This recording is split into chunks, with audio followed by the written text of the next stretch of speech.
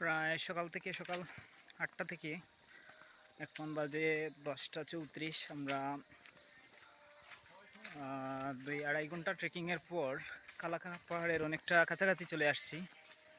এই যে এখান থেকে দেখা যাচ্ছে কালা পাহাড়, যেটা সিলেট বিভাগের সর্বোচ্চ উঁচু পাহাড়।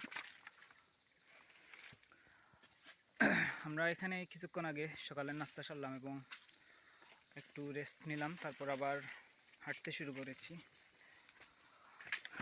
পাহাড়ের উঁচু উঁচু টিলা বেয়ে জিরিপথ দিয়ে হেঁটে চলছি, যা অত্যন্ত ক্লান্তিকর। সারাদিন বাকি এখনো, অথচ আমাদের কাছে আর কোনো হেভি মিল নেই। আমরা তাই শুধু খিচুড়ি খেয়েছি, আর সারাদিনের খাবার হিসেবে বেগে আছে চিড়া, গুড় এবং গ্লুকোজ, কলাও আছে, যেটা আসলে ট্রেকিংয়ের সময় অনেক কাজ দেবে, ইনস্ট্যান্ট এনার্জি যোগাবে।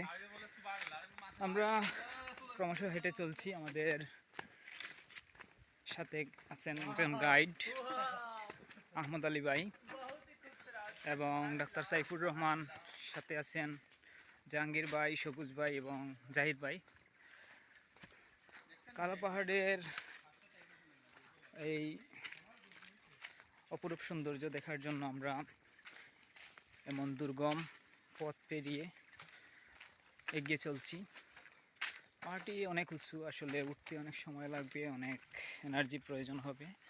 পাহাড়ের একদম পাদদেশে যখন আমরা পৌঁছাবো, সেখান থেকে হয়তো আমাদেরকে অনেকবার রেস্ট নিতে হবে, নিয়ে উঠতে হবে।